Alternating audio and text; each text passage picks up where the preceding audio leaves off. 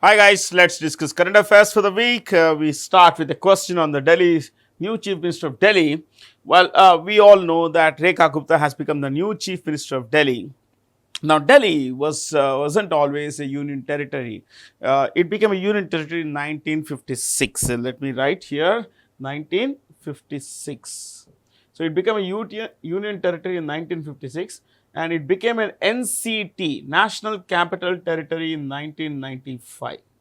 So the first time it had a chief minister was in 1952. This was the first CM. It had its first CM came in 1952. Now, but remember, the position of the CM was removed, just as soon as it was made a UT. Okay, that was in 1956. But again, in 1995, it was made the National Capital Territory, and ever since then, we have had chief ministers. There are 3 union territories in India which have a legislature and consequently a council of ministers led by the chief minister. We all know who are the what are the 3 union territories. One is Puducherry in the south, then we have Delhi and J&K. So these 3 union territories also have legislatures led by legislatures and consequently a council of ministers led by the chief minister. The chief minister of Puducherry is N. Rangaswamy. Coming to Delhi, of course, we know Rekha Gupta, and then J&K is led by Omar Abdullah. Now, to go back again to Delhi, my friends, Delhi is, Rekha Gupta is the 4th woman CM. We have had Sushma Swaraj of the BJP. We have had the longest running and the longest serving CM of any state, any union territory, that is Sheila Dikshit of Congress Party, that is the Indian National Congress. And of course, till recently, there was Atishi Marlena of, the Aam Aadmi Party. So 3 women CMs, 3 before, Rekha Gupta, 3 women CMs from 3 different parties. Now, that's a bit about, I think, Delhi. I think anything more than this would be an overdose. So, let me take you further on this. Next, let's go to the next question. Now, there's a map here, and I want you to become familiar with this. A statue of the great Tamil saint poet Tiruvalluvar has been unveiled in the Philippines at a particular college campus. The college campus is not important. This has been done to celebrate the 75th year, the platinum jubilee, I think they call it, of the diplomatic relations between the 2 countries. So, ladies and gentlemen, this is the Philippines. You can see here, this island country is the Philippines. Okay, this is in Southeast Asia. Now, I want you to become familiar with a few things. This is India here, Philippines up here, down there. Now, Philippines was ruled by Spain between 1568 to 1898. Okay, so Philippines was ruled by, the Spanish between 1568 to 1898. It was during this time that the country was given the name Philippines. It comes from the name of a Spanish ruler named Philip II. He was not, at the time this was given the name Philippines, it was not that it was named after a Spanish king. At the time, the guy was not king. He was the prince of a place called Asturias. Forget about it. Let's call him the Spanish king. Okay, a Spanish royal. Philip gave his name to Philippines. So between 1568 and 1898, for a full 330 years, Spain ruled the Philippines. What happened in 1898? That year, America, the United States, defeated Spain in the Spanish-American War. Okay, see, Spain ruled large parts of Western United States, Western US. Was under the Spanish rule, part of the Spanish Empire. But then the Americans told them, guys, time to vacate. Yeah, we are an independent country, so you should vacate now. The Spanish refused to vacate. Consequently, the 2 countries went to war, and in the war, America defeated Spain. So, ladies and gentlemen, you know, America asked for reparations, compensation. Paisa they got. They also got overseas territories of Spain. One was Philippines. This one they asked, and the second here, it's not mentioned here. There is an island here. You could say here. Okay, we'll put it here. Yeah, there is a tiny island. It's called Guam. Guam. So Guam, Guam, and Philippines were taken by America as compensation in from the losing side, that's Spain. So, ladies and gentlemen, 1898 till 1946, America ruled Philippines. America ruled Philippines. So please know that two colonial powers, Philippines, one Spain for a full 330 years starting 1568, and America for a good 48 years starting 1898. In 1946, of course, America left this country. Okay. And it remains till date an American ally in this region. Now, Philippines is deeply afraid of what the Chinese are doing. The Chinese are claiming this entire South China Sea, and consequently, Philippines has purchased the BrahMos missiles from India. The BrahMos missiles from India as a deterrence against the Chinese. Let me tell you a bit about who runs Philippines. The capital is Manila. This is the capital. This, ladies and gentlemen, is also the head office of the Asian Development Bank, Philippines, and the president is a guy called Marcos Bongbong. What's the name? Marcos Bongbong. Yeah, that's the name. Marcos Bongbong Jr. Well, that's the president. The rest of the countries will just touch the capitals because there's too much we discussed already. Yeah. And you would know that, ladies and gentlemen, Singapore's capital, of course, is Singapore City. This is where you would find Singapore. This is at the tip of the Malaysian peninsula here. Okay. Malaysia, this in green, there are two parts.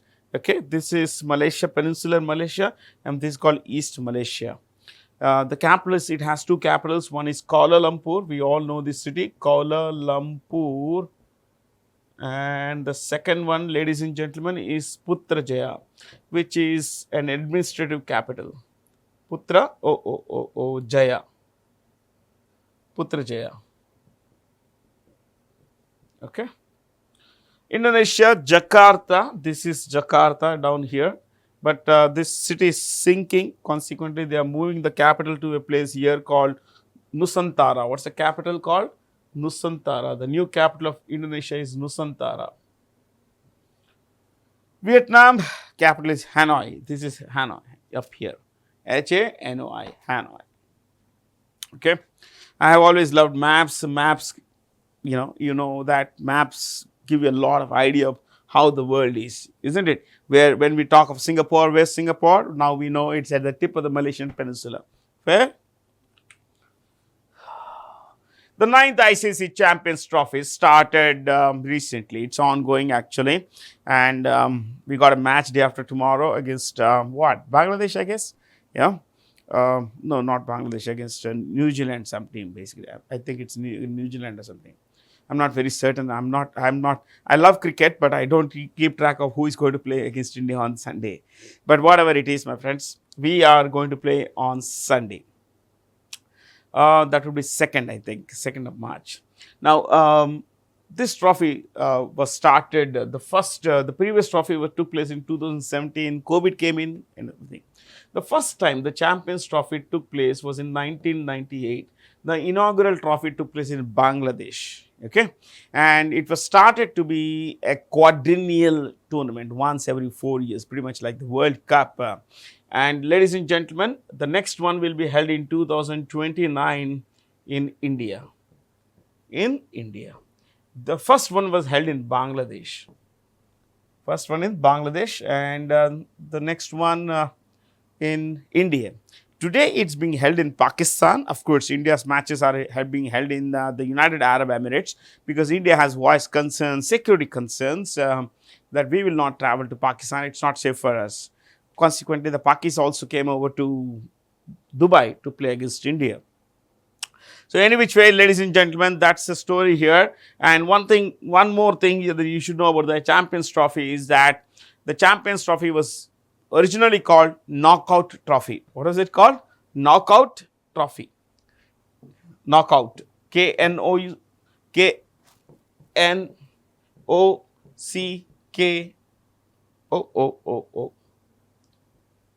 Knockout Trophy. This is the original name of Champions Trophy. Okay. So from here to seeing our Jacob Kiplimo, who is pretty young. Jacob Kiplimo is from Uganda. He is currently the world champion, a 4-time cross-country world champion. Remember, 4-time cross-country world champion, current world champion. And he is also the gold medalist at the World Championship in 3,000 meters, 5,000 meters and the half marathon, which is 21 kilometers. The full marathon is 42 kilometers, 0.185 yards. Take it, 42 kilometers. So, Jacob has done his country proud, of course. You see this Nike logo, Nike, the tick mark?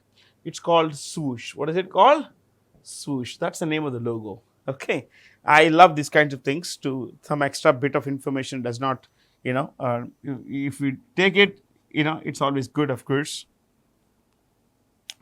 He's from Uganda, and just to give you some capitals here, Uganda's capital is Kampala, Kampala, Kampala. It's not required considering that this question is about sports, but it doesn't harm us if we write a little more information.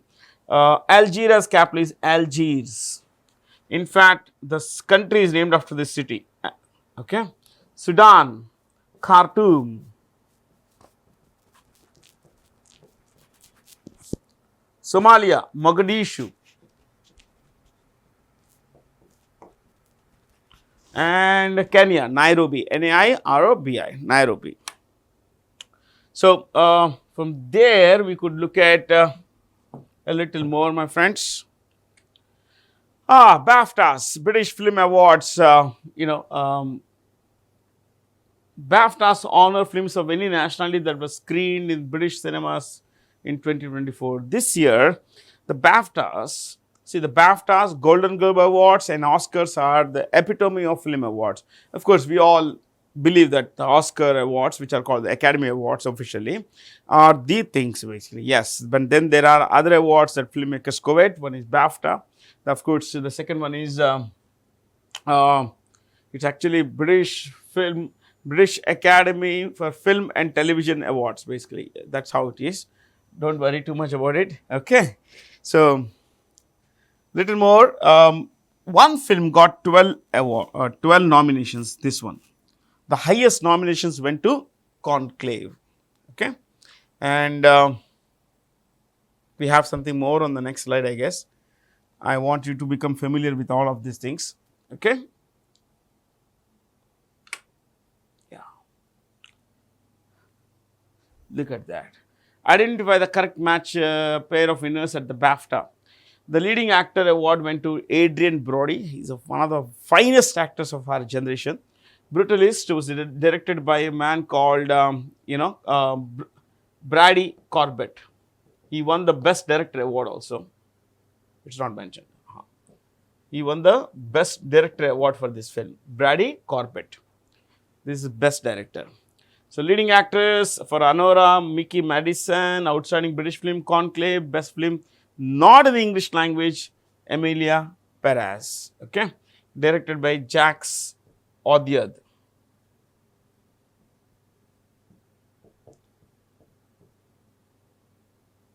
Okay.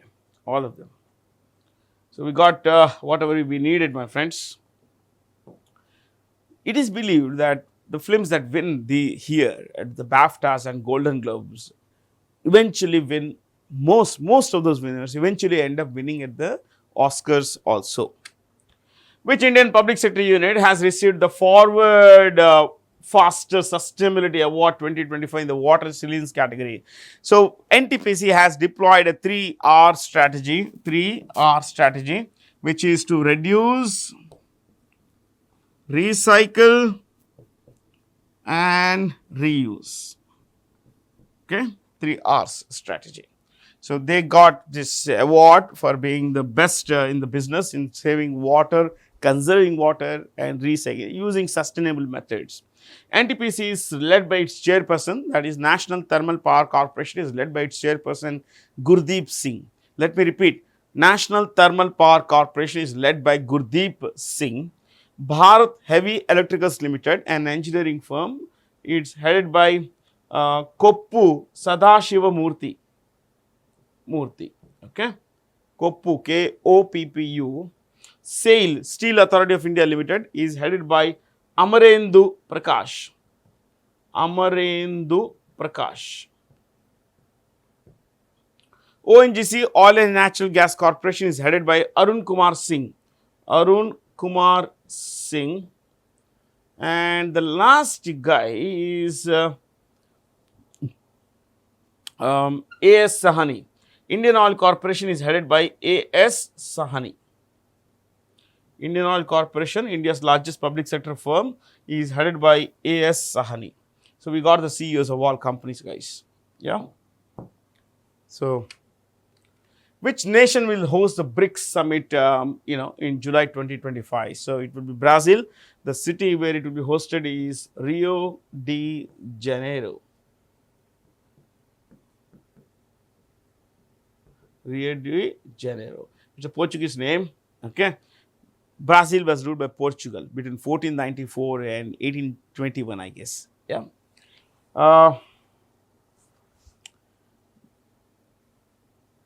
The theme will be, what is it? Inclusive and sustainable global south. Inclusive and sustainable global south. That will be the theme of this event. Okay. So, and currently Brazil holds the presidency of this BRICS. Ladies and gentlemen, Brazilian president is Lula da Silva. Let me write here. The full name is Luis Inacio Lula, Lula da Silva. Yeah, it's a full name. But remember, Lula is his nickname, so people call him Lula. Okay, Luis Inacio Lula da Silva. We all know the BRICS has 10 members now. The latest member it has, see, apart from this 5, B is for Brazil. Okay, Brazil, Russia, India, China, South Africa. Now, to which we need to add Egypt, Ethiopia,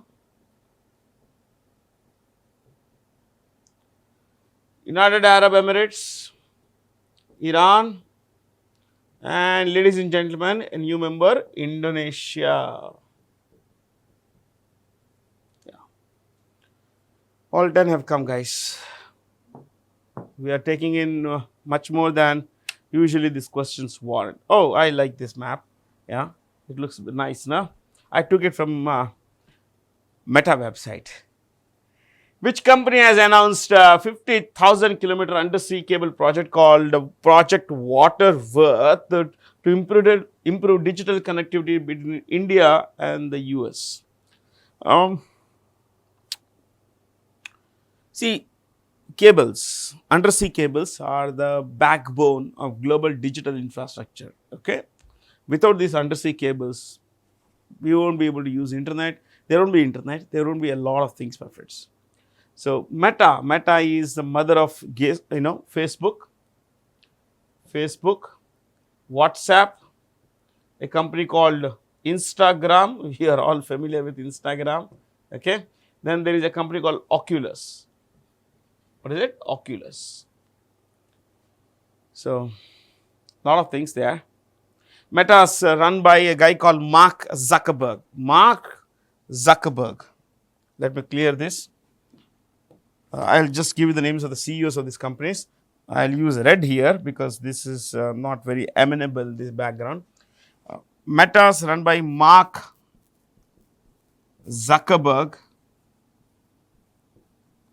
You can say Zuckerberg also. It's a proper noun. You can go in any direction in terms of, when it comes to pronunciation. Apple is headed by Tim Cook. Tim Cook. Google Sundar Pichai, Sundar Rajan Pichai. Sundar Rajan is one name actually. Okay. Then comes to Amazon, it is Andy Jassy. Andy Jassy. Microsoft, Satyanarayana Nadella. Satyanarayana Nadella. Okay, there we go, guys.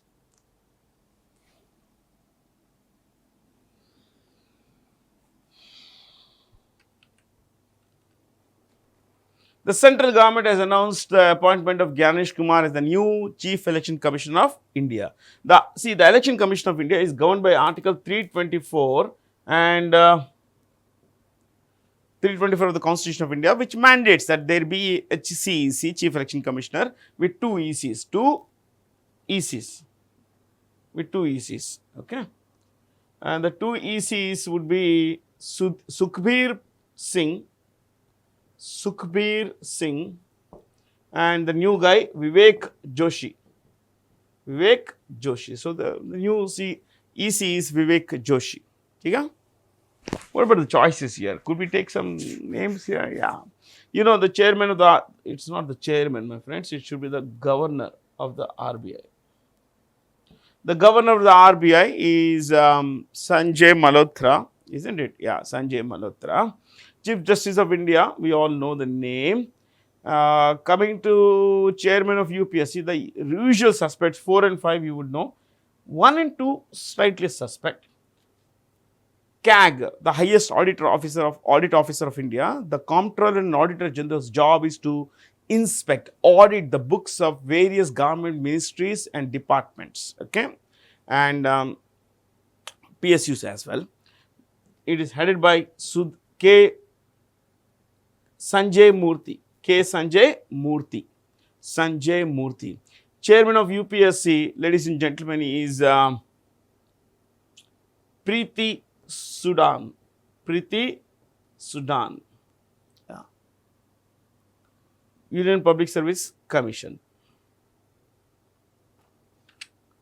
Which country has deployed the world's largest 10-ton propeller mixer for solid rocket motors? India. ISRO has developed this.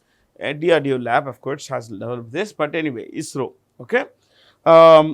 India has developed this, and this is the heaviest, propellant mixture in the world, my friends. Not much to discuss, but except that ISRO was started in 1969, on Independence Day 1969. Okay, it was normally Vikram Sarabhai is called the father of India's space program. Vikram Sarabhai, and we know that we have India's premier rocket launch center in a place called Sriharikota. Okay, that, ladies and gentlemen, is Sriharikota. That is called Satish Dhawan Space Center, SDSC. Satish Dhawan Space Center, Sriharikota, Andhra Pradesh. Okay.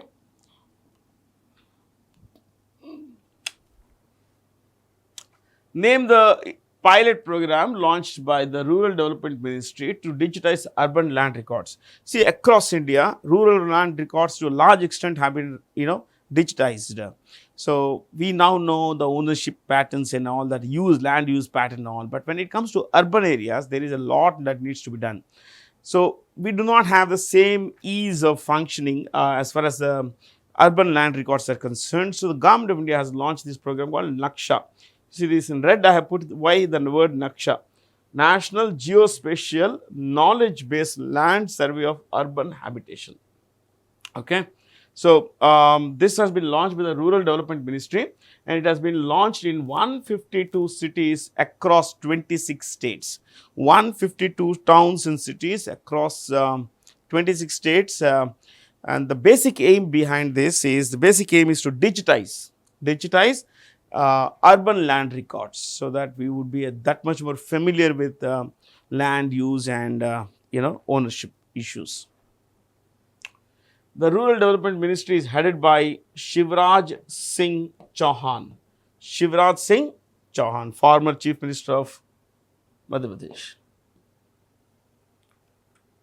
The central government approved the continuation of the integrated Pradhan Mantri Annadata Ay Sanrakshan Yoj Abhiyan.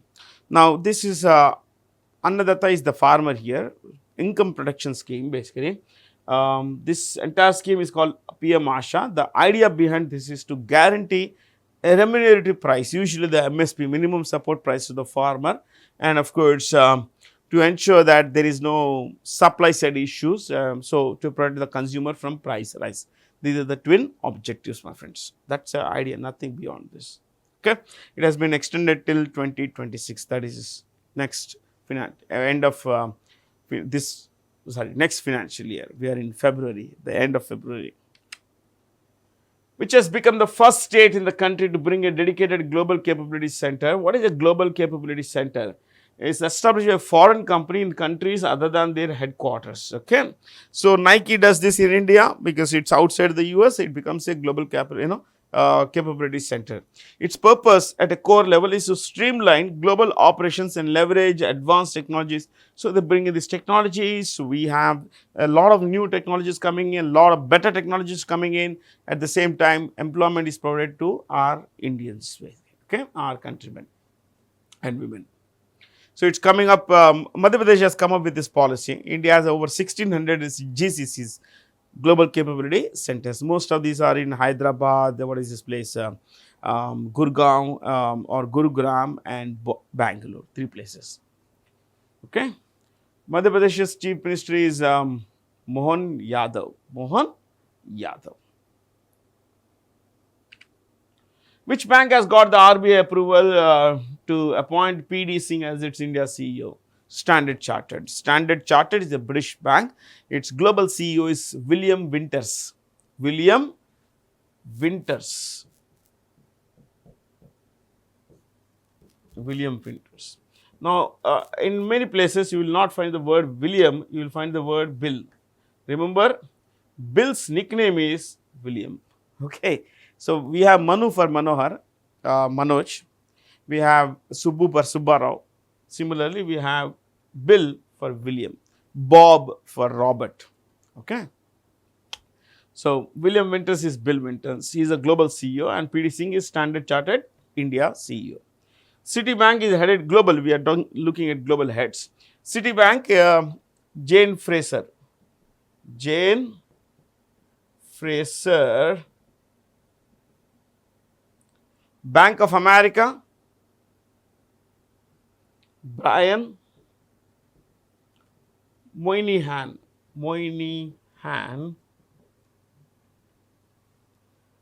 PNB Paribas, French bank.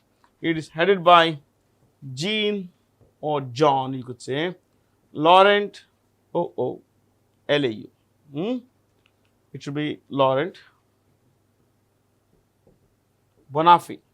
See, whatever names I am giving you, they are all 100% right, my friends.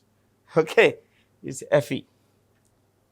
DBS Bank, Development, formerly it was called Development Bank of Singapore. It's one of Asia's biggest banks. It's headed by Piyush Gupta.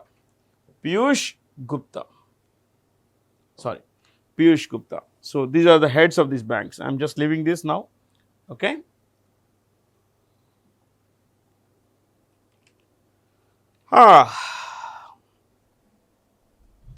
The 23rd National Para Athletics Championships commenced at the Jawaharlal Nehru Stadium in Chennai. Ladies and gentlemen, this is the mascot. Nice mascot, isn't it? Yeah. All strength. Gajaveeran. Happy, raring to go. Nothing, not, not forced to lie low because of disability. Okay, and this event was headed, was topped. The medals tally was topped by Haryana in both men's and women's. The number 2 was Tamil Nadu. Number 3 in the medals tally was Uttar Pradesh. Number 1, Haryana. See, you should not put a dot after these numbers. Whenever you put ranks, you should not put dots, because if you put a dot, it becomes a serial number. We are ranking, not serializing things. Okay, guys.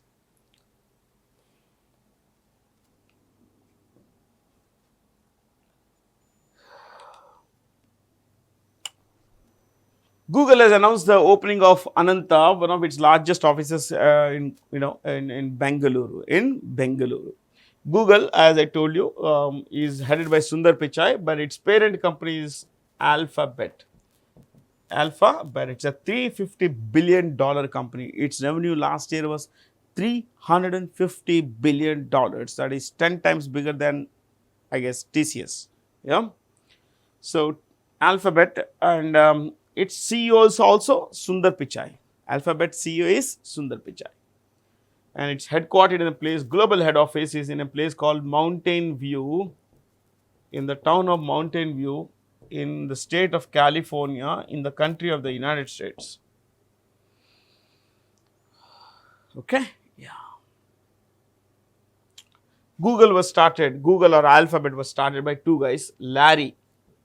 Larry is the nickname of Lawrence, Larry Page, and Sergey Brin.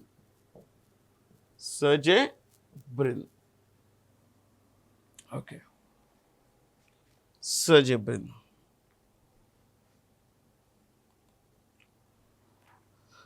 Now, this questions again, this is about skill development. Which of the following have launched AI for entrepreneurship to train 1 lakh Indian youth by 2025? All of them actually have come together. Yeah, the National Skill Development Corporation and Ministry of Skill Development and Entrepreneurship, Intel India. Now, let me just tell you, this is a Ministry of State. Ministry of State headed by Jayant Chaudhary. Ministry of State with independent charge. Jayant Chaudhary is the minister here. Intel, globally, Intel, this company was started in 1968. Intel, my friends, was started by three guys, Gordon Moore, Robert Noyce, and Arthur Rock. You don't really require their names. One thing you need to know is the name stands for something. INT is integrated, EL is electronics, integrated electronics. It has two CEOs. As of today, it has two CEOs. Okay. What are the names of the two CEOs? One, it's the co-CEOs. They are called co-CEOs.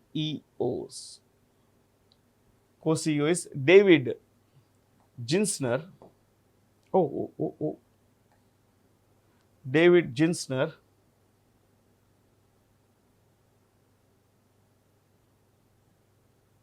and M.J. Halthos. Fair.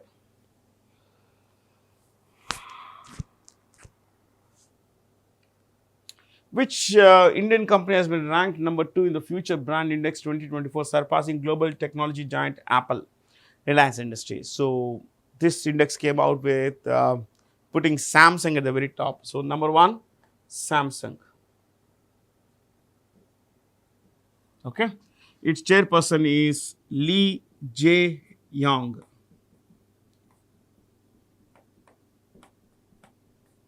Hyphenated name. 2, Reliance Industries, global future brand.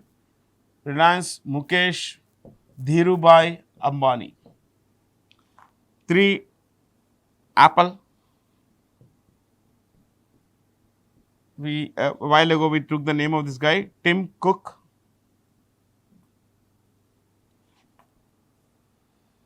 4th, Nike. NIKE, headed by Elliot Hill. Elliot Hill. Hey, we took the name of this.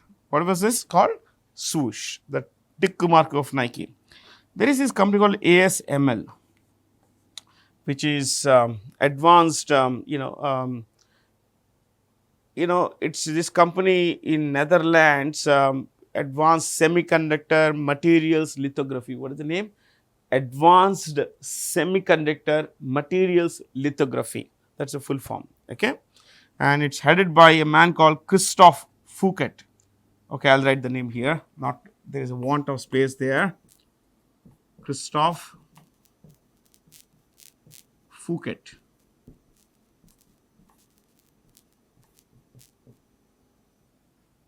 French name. Okay.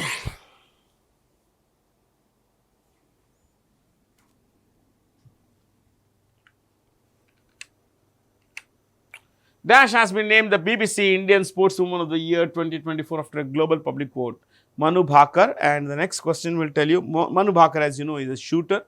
She won 2 medals at the last Olympic Games in Paris, and this is with regard to a little more than just Manu Bhakar being the Indian Sportswoman of the Year named by the BBC.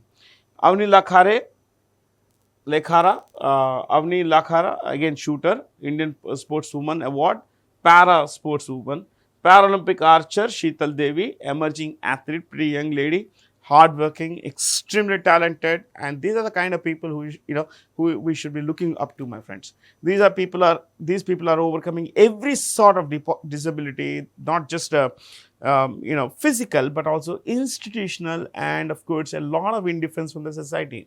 But they are not letting anything discourage them. That's something we should be learning from.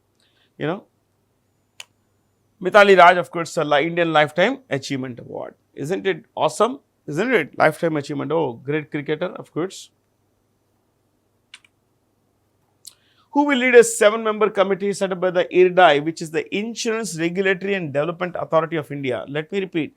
Insurance Regulatory and Development Authority of India to examine proposed amendments to the Insurance Act 1938 and suggest a framework for its, of course, implementation and everything else. Dinesh Khara is the ex-chairperson of the SBI, State Bank of India. Let me tell you something more. This was started in 1998. This is the regulatory body of the insurance sector in India. Recently, the government of India had talked about allowing 100% FDI, foreign direct investment in the insurance sector.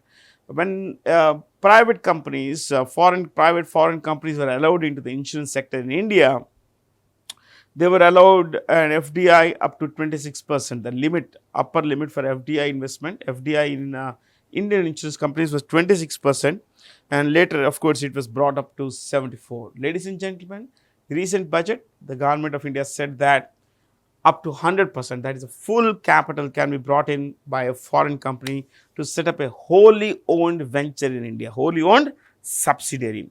And IRDAI is headed by Debashish Panda. Debashish Panda.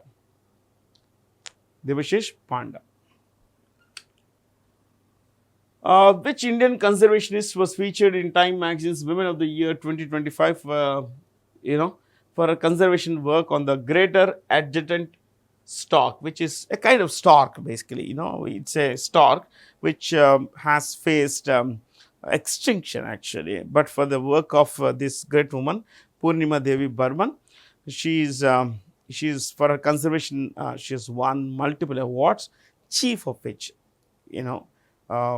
she's won the Green Oscar named Whitley Award. What is it? Whitley Award. It's called the Green Oscar.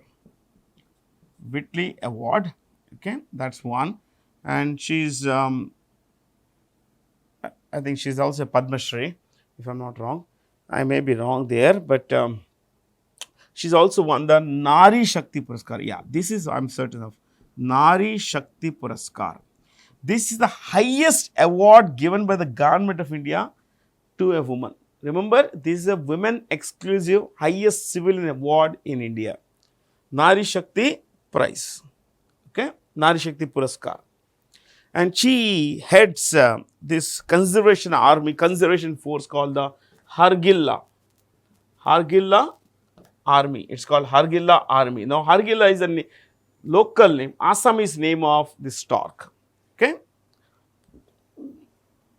Her movement has been, she has roped in women, local women and all that, men, women, especially women, imparted conservation methods, told them of the importance of this, the preservation of the species, how it's important for the local ecosystem, how it could lead to better outcomes for not just the birds, but the society as well.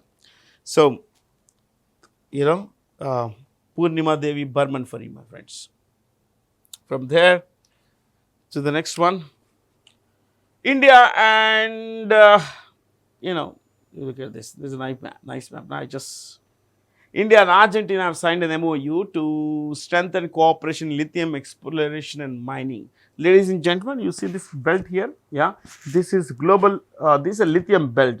And within this, you see this triangular area, this is called the lithium triangle. It's called the lithium triangle, and it has, three countries coming in. And there are three countries in the lithium triangle. You could see here, this is Argentina. White on white won't help, na, isn't it? So let's use some other color. Let's use blue now. This is Argentina. This is Chile.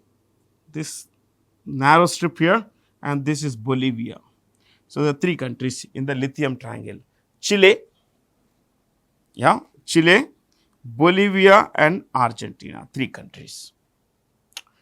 Chile has the largest reserves of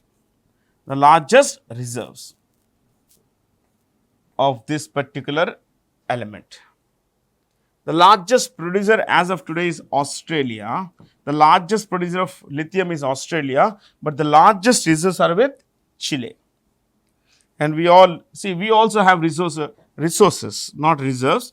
As of now, the resources, because we are not yet, we have to dig deeper, we have to find out, mine the entire thing. 5.9 million tons, that is 59 lakh tons, my friends, of lithium resources, not reserves. Okay. That's all from me, Bharat C. Jain. Have a lot of fun, stay curious, and do write into us to tell us how whether you like these video classes or not. And at the same time, if you would want us to discuss something more, please leave that, leave your feedback in the comments below. Thank you for being here. Stay curious.